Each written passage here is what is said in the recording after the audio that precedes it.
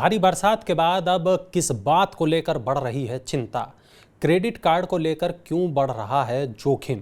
जानेंगे आज हम मनी टाइम में। सरकार की पेंशन स्कीम से क्यों बाहर निकल रहे हैं लोग? एसबीआई का क्या है क्रांतिकारी कदम, ये भी बताएंगे हम आपको। तो चलिए शुरू करते हैं आज का मनी टाइम। नमस्कार, मैं हूं वरुण और स्वागत है आपका मनी 9 पर। उत्तर भारत में भारी बरसात की वजह से देश भर में मानसून सीजन की औसत बारिश में बढ़ोतरी दर्ज की गई है, लेकिन अभी भी अधिकतर खरीफ फसलों की बुआई पिछड़ी हुई है। धान, दलहन, तिलहन और कपास का बुआई रकबा पिछले साल की तुलना में पीछे चल रहा है। देश भर में अभी तक 536 लाख हेक्टेयर में खरीफ फसलों की बुआई हो चुकी है। पिछले साल इस दौरान 560 लाख हेक्टेयर में खरीफ की बुआई हुई थी। तुअर दाल की बुआई 42% से ज़्यादा पीछे है, जबकि सोयाबीन की बुआई 14% कम है। खरीफ उत्पादन कम होने से खाद्य पदार्थों की कमी होगी, जो कीमतों को बढ़ाने का काम करेगी और इससे चिंता बढ़ रही है। देश में असुरक्षित रिटेल लोन की बढ़ती मांग ने एक नया जोखिम खड़ा कर दिया है। कोविड के बाद असुरक्षित रिटेल लोन सबसे तेजी से बढ़ने वाला सेगमेंट है। लोग अपने दैनिक खर्चों को पूरा करने के लिए क्रेडिट कार्ड और पर्सनल लोन का खूब इस्तेमाल कर रहे हैं। क्रेडिट कार्ड का इस्तेमाल बढ़ने के साथ ही इसमें एनपीए यानी डूबा कर्ज भी खूब तेजी से बढ़ रहा है। इस साल मार्च में क्रेडिट कार्ड पर एनपीए 0.66% बढ़कर 2.94% हो गया। ट्रांस यूनियन सिबिल के मुताबिक क्रेडिट कार्ड और पर्सनल लोन में डूबा कर्ज सबसे तेजी से बढ़ा है। आरबीआई पहले ही अनसिक्योर्ड लोन की बढ़ती डिमांड पर अपनी चिंता जाहिर कर चुका है और ऐसे में यह आंकड़ा बहुत चिंताजनक हो जाता है। असंगठित क्षेत्र के कामगारों के लिए शुरू की गई प्रधानमंत्री श्रम योगी मानधन पेंशन योजना को लेकर लोगों का उत्साह कम हो रहा है। योजना के लिए पंजीकरण कराने वाले लोग बढ़ने के बजाय कम हो रहे हैं। पिछले 6 महीने के दौरान 21% से ज़्यादा मजदूर इस योजना से बाहर निकल गए हैं। 31 जनवरी 2023 तक इस योजना के सब्सक्राइबर्स की संख्या 56,20,000 थी, जो 11 जुलाई तक घटकर 44,30,000 हो गई।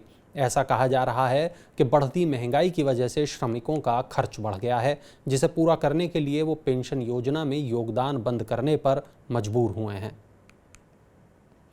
भारतीय स्टेट बैंक ने यूपीआई पेमेंट में एक बड़ा क्रांतिकारी कदम उठाया है। एसबीआई ने यूपीआई भुगतान के लिए अपने योनो ऐप को सभी के लिए खोल दिया है।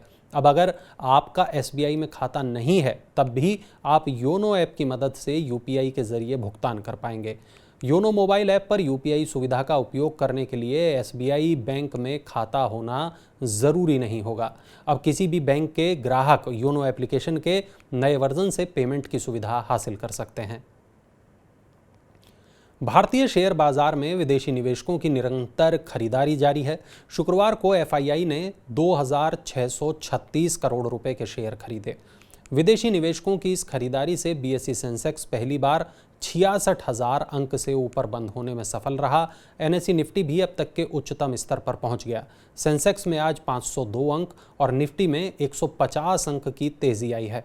लगातार तीसरे महीने थोक महंगाई दर में गिरावट आने और विदेशी पूंजी निवेश का प्रवाह जारी रहने से चौतरफा तेजी को समर्थन मिला है। गूगल पे ने अपने प्लेटफॉर्म पर यूपीआई लाइट फीचर पेश कर दिया है। इससे छोटे डिजिटल भुगतान में आसानी होगी। यूपीआई लाइट से यूजर्स को तत्काल भुगतान के लिए एक दिन में 4,000 रुपये तक जमा करने की सुविधा मिलेगी। इसकी मदद से यूज़र एक बार में अधिकतम 200 रुपये तक का भुगतान कर सकेगा। एनपीसीआई के इस फीचर में छोटे भुगतान करने के लिए यूपीआई पिन डालने की कोई ज़रूरत भी नहीं होती है। 7 जुलाई को समाप्त सप्ताह के दौरान भारत का विदेशी मुद्रा भंडार बढ़ा है। इस दौरान मुद्रा भंडार 1.23 अरब डॉलर से बढ़कर 596 अरब डॉलर हो गया। इससे पिछले सप्ताह विदेशी मुद्रा भंडार 1.85 अरब डॉलर बढ़ा था। अक्टूबर 2021 में विदेशी मुद्रा भंडार 645 अरब डॉलर के रिकॉर्ड स्तर पर था। देश का गोल्ड रिजर्व का मूल्य 22.8 करोड़ डॉलर बढ़कर 44 अरब डॉलर हो गया। मजबूत विदेशी मुद्रा भंडार देश की मजबूत स्थिति को दर्शाता है। देश में कोयले से गैस ईंधन के उत्पादन को बढ़ावा देने के लिए सरकार 6,000 करोड़ रुपए की योजना लाने पर विचार कर रही है। कोयला मंत्रालय ने कहा कि देश में कोयला से गैस ईंधन बनाने की प्रौद्योगिकी अपनाने से कोयला क्षेत्र में क्रांति आएगी। इससे नेचुरल गैस, मेथनॉल और अन्य ज़रूरी उत्पादों के इंपोर्ट पर निर्भरता कम होगी। मंत्रालय का कहना है कि कोयला या लिग्नाइट से गैस ईंधन बनाने की योजना के लिए इकाइयों का चयन प्रतिस्पर्धात्मक और पारदर्शी नीलामी प्रक्रिया के जरिए किया जाएगा। India first life insurance, Snapdeal, Tata technologies, Netweb technologies और गो डिजिट इंश्योरेंस समेत 80 कंपनियां आईपीओ लाने की तैयारी कर रही हैं। आईआईएफएल सिक्योरिटीज़ का ये कहना है कि बीते 3 महीने से आईपीओ मार्केट में तेज़ी देखने को मिल रही है और इसकी शुरुआत मैनकाइंड फार्मा के साथ हो चुकी है। मैनकाइंड फार्मा के आईपीओ के बाद से 5 और आईपीओ आ चुके हैं। वहीं अगले 4 से 8 हफ्ते में कई और आईपीओ आने की भी संभावना है। अमेरिका और यूरोप समेत तमाम ग्लोबल मार्केट में मांग सुस्त होने की वजह से जून के महीने में देश का एक्सपोर्ट 22% घटकर 32.97 अरब डॉलर के स्तर पर आ गया, जो कि बीते साल का सबसे निचला स्तर है। वाणिज्य मंत्रालय के ताज़ा आंकड़ों के मुताबिक एक साल पहले की समान अवधि में एक्सपोर्ट का आंकड़ा 42.28 अरब डॉलर था। जून में देश का इंपोर्ट भी 17.48% की बड़ी गिरावट के साथ 53.10 अरब डॉलर के स्तर पर आ गया है। इंपोर्ट और एक्सपोर्ट दोनों में कमी की वजह से देश का व्यापार घाटा भी पिछले महीने कम होकर 20.3 अरब डॉलर के स्तर पर आ गया, जबकि जून 2022 में ये 22.07 अरब डॉलर पर था। सेबी ने लिस्टेड कंपनियों के लिए महत्वपूर्ण घटनाओं या ज़रूरी सूचना के खुलासे के लिए सख्त समय सीमा का प्रावधान कर दिया है। इसके अलावा कंपनी के शेयर की कीमतों को प्रभावित करने वाले महत्वपूर्ण मामलों के निर्धारण के लिए नए नियम भी जारी कर दिए हैं। सेबी ने कहा कि नया नियम 15 जुलाई से प्रभावी होगा। सेबी ने इस व्यवस्था के तहत लिस्टेड कंपनियों को परिवार के उन निपटान समझौतों का खुलासा करने को कहा जो शेयर बाजार के लिए ऐसी कंपनियों के प्रबंधन और नियंत्रण को प्रभावित कर सकते हैं।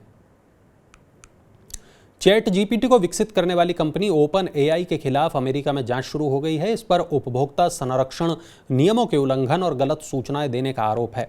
ओपन एआई ने पिछले साल एआई पर आधारित मॉडल चैट जीपीटी को पेश किया था। उसके बाद से ही यह चैटबॉट लगातार लोगों के बीच में चर्चा का विषय बना हुआ है। चैट जीपीटी पर जारी कुछ सूचनाओं को लेकर सवाल भी उठे हैं। इसे नौकरियों के लिए खतरा भी बताया जा रहा है। तो ये थी आज की तमाम बड़ी खबरें, प्रमुख खबरें, और अब वक्त हो गया है आपसे विदा लेने का। अब आपसे मुलाकात होगी सोमवार को नई खबरों के साथ, उनसे आपके ऊपर पड़ने वाले असर के साथ। आज का हमारा मनी टाइम आपको कैसा लगा? नीचे कमेंट बॉक्स में अपनी राय से हमें ज़रूर अवगत कराएं, ज़रूर बताएं आपको हमारा ये शो, जो बहुत मेहनत से हमारे प्रोड्यूसर बनाते हैं, तमाम हमारे साथी इसमें जुड़े होते हैं, ये शो आपको कैसा लगा। चलिए अब मुझे दीजिए इजाज़त, फिर मिलेंगे सोमवार को। तब तक के लिए नमस्कार।